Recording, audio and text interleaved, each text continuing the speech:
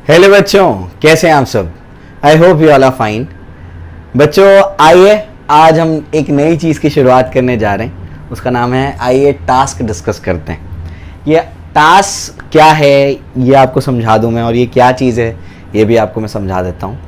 जब भी हम क्या करेंगे ना, हम किसी वीक के संडे पर आएंगे, तो किसी भी वीक के संडे पर हम क्या करेंगे, नेक्स्ट वीक का जो हमारा टास्क होगा वो हम लोग डिस्कस करेंगे। यानी अभी आज संडे है, तो जो कमिंग वीक है हमारा, उसमें हम लोग क्या पढ़ने वाले हैं, फिजिक्स, केमिस्ट्री, मैथ्स, बायो, ये मैं आपको बताऊंगा, ताकि हमको पहले से क्लैरिटी है कि हम लोगों को आगे पढ़ना क्या है, क्या क्या हमको इस हफ्ते मिलने वाला है।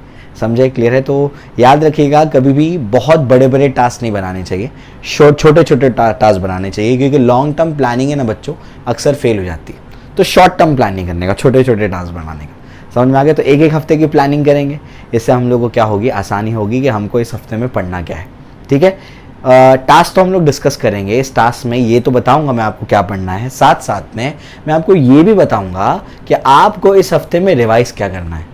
देखो, revision is the most essential part of your preparation. अगर आप रिवीजन नहीं कर रहे हैं, इसका मतलब जो आपने पढ़ा है वो आप भूल चुके हैं, वो वेस्ट हो गया है। देखो, याद रखो, कोई भी आपका एंट्रेंस एग्जाम हो या बोर्ड एग्जाम हो, JEE mains, JEE advance, NEET, CET, JAM, कोई भी आपका एंट्रेंस एग्जाम हो, इसमें आपको चीज़ों को याद तो करना पड़ेगा। देखो, रटना बुरी बात नहीं है, बिना समझे रटना बुरी बात है। तो चीज़ों को आपको याद तो करना पड़ेगा। तो याद रखने का सबसे अच्छा तरीका क्या है, चीज़ों को बार बार रिवाइज करते रहना। तो आपको मैं ये भी बताऊंगा कि आप लोगों को इस हफ्ते में क्या क्या रिवाइज करना है, और ये भी बताऊंगा कि आपको इस हफ्ते में मैं क्या क्या पढ़ा दूंगा, हमको क्या क्या पढ़ना है। समझ में आया, क्लियर है। तो ये हर हफ्ते हमारा चलेगा, और इसके अंदर जो छोटी मोटी इंप्रूवमेंट्स होंगी आगे जा करके, वो तो हम लोग डिस्कस करते ही रहेंगे। समझ आई बात, क्लियर है। इसके बाद, और ये तो मैंने डिस्कस कर दिया, इसके बाद जो है ना बच्चों, और तीन बातों के बारे में डिस्कशन कर लूँ मैं। बहुत इंपॉर्टेंट है उसका डिस्कशन, देखो ध्यान से।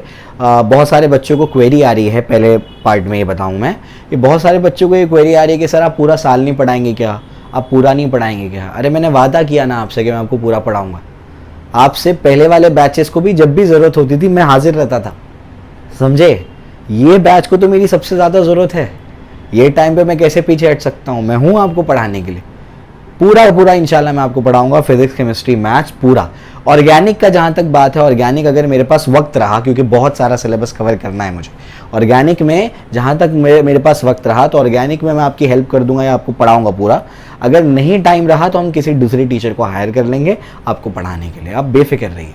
फिजिकल, इनऑर्गेनिक तो मेरे जिम्मे, समझ में आ गया। ऑर्गेनिक के लिए हम देख लेंगे, अगर मेरे पास टाइम रहा तो मैं ही आपको पढ़ा दूंगा, मैं ही आपकी पूरी हेल्प करूंगा। नहीं टाइम बच पा रहा है, सिलेबस अगर लैग करेगा थोड़ा सा, तो हम क्या करेंगे, कोई और टीचर को हायर कर लेंगे ऑर्गेनिक पढ़ाने के लिए। आप क्यों फिक्र कर रहे हैं उसके लिए, समझे, क्लियर है। पढ़ाना, सिलेबस कंप्लीट कराना मेरी जिम्मेदारी। अभी टास्क के हिसाब से जाएंगे तो हमको समझ में आएगा अगले हफ्ते हमको ज़्यादा टास्क लेना है, कम टास्क लेना है, आपको खुद ब खुद क्लियर होगा। आपको प्लानिंग करना सिखा रहा हूँ मैं, ठीक है। क्लियर हो गया, तो पहली बात क्लियर हो गई। आप लोग अपने जहन में बिल्कुल ना लाएं कि पूरा नहीं पढ़ाएंगे। सर मैंने आपसे कहा है कि पूरा पढ़ाऊंगा, इस बैच को तो मेरा पढ़ाना फ़र्ज है, मुझे फर्जिया तौर पे आपको पढ़ाना चाहिए आखिर, क्योंकि ऐसे हालात हैं हमारे। आप लोग बेफिक्र रहिए, मैं हूँ आपके साथ। दूसरी बात ये हो रही है कि सर लेक्चर नहीं आया कल, डेली लेक्चर अपलोड करो, फास्ट लेक्चर अपलोड करो। कल लेक्चर नहीं आया, उसके बारे में आपको बता दूं, मैं 3 या 4 दिन से लिटरली बहुत ज़्यादा बिजी था। मेरे जो इंस्टीट्यूट है उसकी शिफ्टिंग चल रही थी। आप सब भी परेशान हैं, जैसे आपके पेरेंट्स परेशान होंगे, उनकी सैलरी वगैरह नहीं आ रही होगी, बहुत सारे पे कट्स हो गए होंगे, वैसे हम भी परेशान हैं। तो इंस्टीट्यूट का रेंट निकालना हमारे लिए भी मुश्किल होता है। तो मैं 4 दिन से बहुत ज़्यादा बिजी था उसके अंदर। फिर भी मैं जब भी मुझे मौका मिल रहा था, मैं रात में आ रहा था 9-10 बजे, उसके बाद मैं रिकॉर्डिंग करता था आपके लिए। लेकिन कल जो है मैं आया ही रात में 1 बजे के बाद, तो कल मेरे लिए रिकॉर्डिंग करना पॉसिबल नहीं था, तो इस वजह से मैंने रिकॉर्डिंग नहीं की कल, समझे। और आज भी मुझे आते आते 6:30 बज गए थे शाम के। उसके बाद मैं घर आया, उसके बाद मैंने अपनी थोड़ा सा ये आपके टास्क बनाया, और मैं आपको अभी आपके सामने प्रकट हो गया हूँ आपको ये बताने के लिए। क्लियर हो गया। दूसरी बात ये हो गई, ठीक है ना, कि लेक्चर इस हफ्ते थोड़े से कम क्यों हुए, क्योंकि मैं बहुत ज़्यादा बिजी था। इंस्टीट्यूट हमें भी शिफ्ट करना पड़ा, क्योंकि रेंट निकालना हमारे लिए मुश्किल था। तीसरी बात ये हो गई कि कुछ बच्चे चाह रहे थे सर स्ट्रैटेजी वीडियो बना दीजिए कि स्टेट बोर्ड के साथ में एनसीईआरटी पढ़ करके कैसे हम लोग क्या करेंगे, एंट्रेंस एग्जाम्स को क्रैक करेंगे, क्या स्ट्रैटेजी होनी चाहिए। मैं तो बिल्कुल बनाऊँ वो वीडियो, लेकिन इस हफ्ते में थोड़ा सा बिजी हो गया, वरना मैं संडे को, ये संडे को मैं वो पब्लिश कर देता हूँ वीडियो। तो उसके अंदर अभी थोड़ा सा काम करना बाकी है। मैं जब वीडियो लाऊंगा इंशाल्लाह आप सबको पसंद आएगा, तो थोड़ा सा सब्र करिए। ये अर्जेंटली हम लोग को आ गया, अचानक से ओनर से बात हुई और अर्जेंटली हम लोग को काम आ गया, तो इस वजह से वो वीडियो नहीं पब्लिश हो पाया, लेकिन बहुत जल्दी पब्लिश करूँगा मैं वीडियो को। आप लोग बेफिक्र रहिए। CET JEE की प्रिपरेशन साथ साथ में कैसे करें, बोर्ड्स और JEE की प्रिपरेशन या बोर्ड्स और CET की प्रिपरेशन साथ साथ में कैसे करें, बोर्ड्स नीट की प्रिपरेशन साथ साथ में कैसे करें, सब मैं आपको बताऊँगा। आप लोग बेफिक्र रहिए, ठीक है। तीनों बात क्लियर कर दी, पूरे साल पढ़ाऊँगा। दूसरी चीज़, क्यों ये बार थोड़े से कम लेक्चर हुए वो भी क्लियर कर दिया। और तीसरा, स्ट्रैटेजी वीडियो बहुत जल्दी आएगा, आप लोग बेफिक्र रहिए। समझे? क्लियर हो गया? तो आइए इसके ऊपर डिस्कशन करना शुरू करते हैं, ठीक है ना। चलो बच्चों आओ, बड़ा इंटरेस्टिंग पार्ट होने वाला है ये, बड़ा मज़ा आएगा हम लोगों को पढ़ने में। देखो ध्यान से, देखो आओ। तो हम लोग क्या पढ़ेंगे ना इस हफ्ते, वो मैं आपको बता देता हूँ कि केम में क्या पढ़ेंगे और बायो में क्या पढ़ेंगे और मैथ्स में क्या पढ़ेंगे और फिजिक्स में क्या पढ़ेंगे, सब आपको बताऊँगा मैं। रिवीजन क्या करना है सब आपको बताऊँगा। आइए, आज जो है हमारा जो टास्क है ना, सबसे पहले फिजिक्स का लिखते हैं कि हम लोगों को 15 जून से लेकर 21 जून के बीच में हमको क्या पढ़ना है, समझे? ठीक है ना। तो 15 जून से 21 जून के बीच में हम लोगों को क्या पढ़ना है, तो इसमें सरफेस टेंशन को कंप्लीट करना है, यानी कैपिलरी रिएक्शन पढ़ाऊंगा मैं आपको। वही बच गया सरफेस टेंशन में, कैपिलरी रिएक्शन या rise of for of liquid. समझ में आ गया? बड़ा मज़ा आने वाला है आपको। न्यूमेरिकल्स भी कराऊंगा मैं, फॉर्मूलेज भी डिराइव करा दूंगा, बहुत मज़ा आएगा इसके अंदर, बहुत इंटरेस्टिंग टॉपिक है ये, ठीक है। लास्ट में जो आपका हाइड्रोडायनेमिक्स है, जितना भी बचा है ना बर्नौलीज तक का, वो पूरा हम लोग इस हफ्ते कंप्लीट कर लेंगे इंशाल्लाह। समझ आ गया? तो आपको फिजिक्स में क्या क्या मिलने वाला है, कैपिलरी रिएक्शन, ये सरफेस टेंशन का आखिरी पार्ट, और जो आगे का आपका हाइड्रोडायनेमिक्स है जिसमें फ्लूइड मूव करेगा। अब तक फ्लूइड रेस्ट पर था, समझ आ गया, लेकिन अब क्या होगा, अब फ्लूइड मूव करना शुरू होगा, हम लोग हाइड्रोडायनेमिक्स में पढ़ेंगे। बड़ा इंटरेस्टिंग है, मज़ा आने वाला है इसमें, ठीक है। उसके बाद बच्चों हम लोग केमिस्ट्री पर आते हैं। केमिस्ट्री जो है इसको मैं अपने ढंग से पढ़ाऊँगा, क्योंकि बुक में ना कुछ टॉपिक्स को आगे पीछे किया हुआ है। हम पूरे टॉपिक्स कवर करेंगे, लेकिन हम लोग क्या करेंगे, कुछ चीज़ों को पहले पढ़ेंगे और कुछ चीज़ों को बाद में। जो बुक में पहली दी गई है हो सकता है हम लोग उसको बाद में पढ़ें, तो आप लोग फिक्र नहीं करिएगा। मैं आपको पूरा चैप्टर आपके दिमाग में बैठाने की कोशिश करूंगा, जैसे सॉलिड स्टेट बैठाया। समझे? क्लियर है? आइए, तो इसमें अपने को क्या पढ़ना है केमिस्ट्री में अपने को इस हफ्ते पढ़ना है बच्चों कॉन्सेंट्रेशन टर्म्स। क्या पढ़ना है? कॉन्सेंट्रेशन टर्म्स अपने को पढ़ना है, ठीक है। कॉन्सेंट्रेशन टर्म्स पढ़ेंगे, फिर मैं आपको सॉलिबिलिटी से पहले वेपर प्रेशर पढ़ा दूंगा। वेपर प्रेशर हम लोग पढ़ेंगे, और फैक्टर्स अफेक्टिंग वेपर प्रेशर आपको पढ़ा दूंगा मैं। फैक्टर्स अफेक्टिंग वेपर प्रेशर, समझ में आ गया। इवेपोरेशन का भी डिस्कशन होगा। और इसके अलावा फैक्टर्स अफेक्टिंग वेपर प्रेशर के बाद हम लोग को और चीज़ें इसमें क्या करनी है, जैसे बबल पॉइंट हो गया।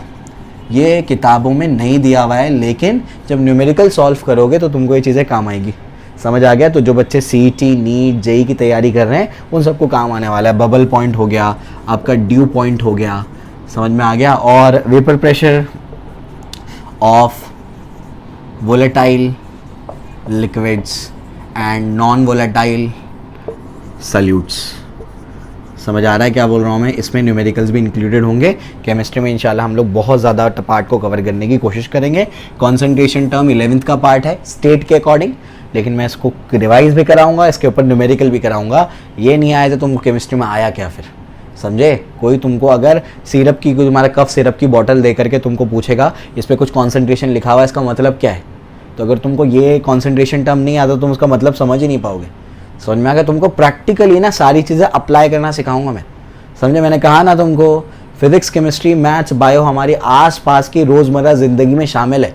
मैं आपको इस दुनिया को एक अलग चश्मे से दिखाने वाला हूँ, ठीक है। आइए है, तो ये हम लोग को अभी पढ़ना है। इसके बाद जो आपके कॉलिगेटिव प्रॉपर्टीज होंगे, relative lowering of vapour pressure etcetera etcetera, Rawls law तो इसमें डिस्कस हो जाएगा, वो सब हम लोग आगे के लेक्चर्स में पढ़ेंगे, ठीक है ना। बेफिक्र रहिए, पूरा कवर करते हुए हम लोग जाएंगे। हम लोग कुछ पार्ट को नहीं छोड़ेंगे, सारी चीज़ें कवर करेंगे आपकी, समझे? ठीक है ना। चलो, केमिस्ट्री हो गया। इसके बाद आपका बायोलॉजी है।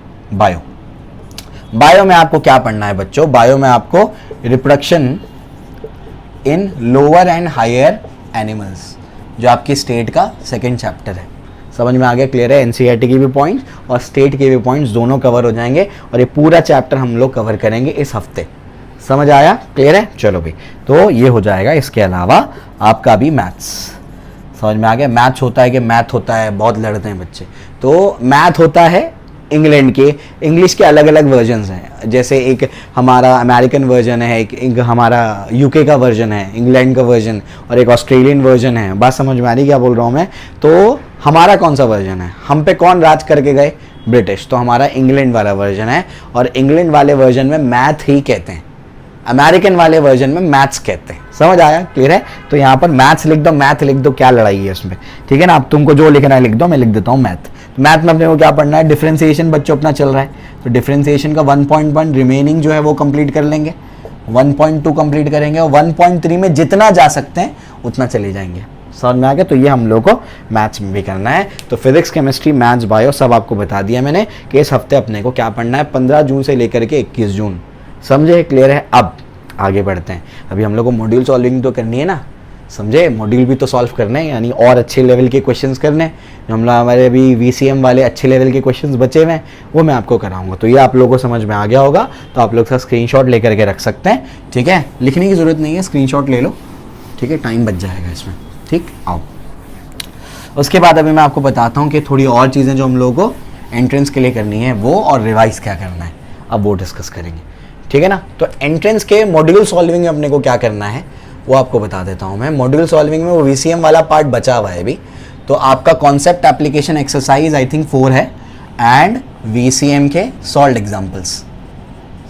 एग्जाम्पल्स समझ में आ गए। ये हम लोग को करना है, ये अभी पेंडिंग है, तो इसको कंप्लीट कर लेते हैं बहुत जल्दी से। ठीक है? इसके अलावा हमारे सॉलिड स्टेट जो है, सॉलिड स्टेट का जो एक्सरसाइज है, स्टेट का एक्सरसाइज है आपके स्टेट का स्टेट बोर्ड, ये अपने को कंप्लीट करना है। आधा मैंने करा दिया है, आधा मैं आपको करा दूंगा। ठीक है? और सॉलिड स्टेट का मॉड्यूल सॉल्विंग भी हम लोग स्टार्ट कर देंगे।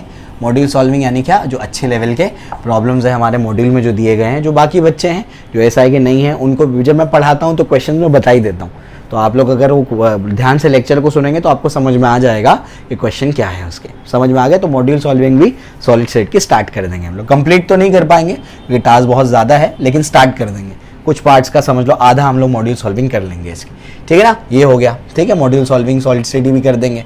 उसके बाद क्या? इसके बाद आगे चलो, आगे क्या इसमें आप लोगों को अभी क्या करना है? ASI के स्टूडेंट्स को तो बता दिया मैंने कि रोटेशनल डायनेमिक्स का क्या होगा इस हफ्ते। फ्राइडे को क्या होने वाला है? टेस्ट होने वाला है। फ्राइडे को जो है रोटेशनल डायनेमिक्स का क्या होगा? टेस्ट होगा। रोटेशनल डायनेमिक्स समझ आ रहा है क्या बोल रहा हूँ मैं? तो रोटेशनल डायनेमिक्स का क्या करना है? आपको पूरा रिवीजन करना है। तो फिजिक्स में क्या रिवाइज करना है?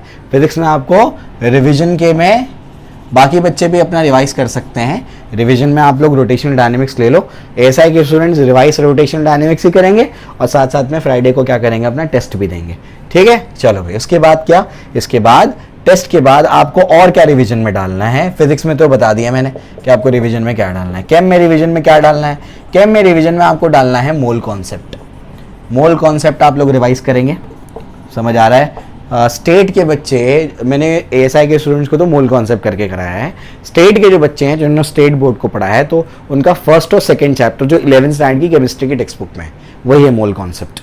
समझ में आ गया? आपको वो पढ़ना है, वो रिवाइज करो, क्योंकि वो CET में भी काम आएगा, नीट में भी काम आएगा, JEE में भी काम आएगा। समझे? क्लियर है? चलो भाई, तो मोल कॉन्सेप्ट आपको रिवाइज करना है। ठीक है? 11th के टॉपिक। उसके बाद क्या? ये उन बच्चों के लिए रिवीजन है जो बच्चे क्या कर रहे हैं? जो बच्चे एंट्रेंस की तैयारी कर रहे हैं। समझ में आ गया? जो बोर्ड्स की तैयारी कर रहे हैं वो इसको ढंग से पढ़ लें, और सॉलिड स्टेट रिवाइज कर लें अपना, है ना? बोर्ड्स के बच्चे ये कर सकते हैं। फिर उसके बाद बायो में क्या करना है? बायो में आप लोग रिवाइज करेंगे, नीट और CET के बच्चे एनिमल किंगडम। क्या करेंगे? एनिमल किंगडम आप लोग रिवाइज करेंगे, इसको रिवीजन में डालना है। और मैथ्स के बच्चे क्या करेंगे? मैथ्स के बच्चे यानी JEE और CET में जो PCM ग्रुप वाले हैं, तो वो क्या करेंगे? वो लोग ट्रिग्नोमेट्री को रिवाइज करेंगे। ट्रिग्नोमेट्री क्यों? क्योंकि अभी जो हमारी डिफरेंशिएशन में एक्सरसाइज आने वाली है उसमें भर भर के ट्रिग्नोमेट्री के फॉर्मूले हैं, तो उनको आपको रिवाइज करना है। तो ट्रिग्नोमेट्री जो 11th स्टैंडर्ड का है वो आप लोग रिवाइज करेंगे। मॉड्यूल जिनके पास है वो मॉड्यूल अच्छे से सॉल्व करेगा। 11th स्टैंडर्ड की जो बच्चे स्टेट बोर्ड वाले यानी CET की तैयारी कर रहे हैं, वो CET की तैयारी करने वाले क्या करेंगे? जो टेक्स्ट बुक है ना उसको बहुत अच्छे से सॉल्व करेंगे। इतना अच्छे से सॉल्व करना है टेक्स्ट बुक को कि एक एक क्वेश्चन एक्सरसाइज का और सॉल्व एग्जाम्पल का तुम्हारे टिप्स पे होना चाहिए। नींद से भी उठाए ना तुमको सॉल्व करने आना चाहिए, इतने अच्छे से सॉल्व करना है तुम। समझ आया, क्लियर है? तो ऐसे आप अपने आप को क्या करेंगे, पूरे हफ्ते एंगेज रखेंगे कि आपको ये क्या करना है, टास्क को कंप्लीट करना है। समझ में आ गई बात, क्लियर है? इसका भी आप लोग स्क्रीनशॉट ले सकते हैं। तो ये आपको मैंने समझा दिया कि इस हफ्ते हमको पढ़ना क्या है, यानी क्या मैं आपको पढ़ाऊँगा और आप लोगों को रिवाइज क्या क्या करना है। समझ आ गया, क्लियर है? तो रिवीजन वाला पार्ट भी मैंने आपको समझा दिया और जो जो हम लोगों को पढ़ना है वो भी हमने कर लिया।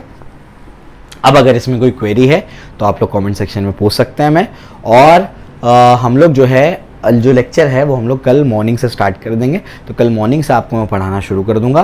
कोई अगर आपको छोटा सा भी डाउट है तो आप लोग बेझिझक हमको पूछिए, कमेंट सेक्शन में पूछिए, हम आपको बताने के लिए रेडी हैं। ओके, क्लियर है? तो अपने दोस्तों के साथ में इसको शेयर करिए और अच्छे से पढ़िए, बहुत अच्छा स्कोर करिए। Okay, thank you.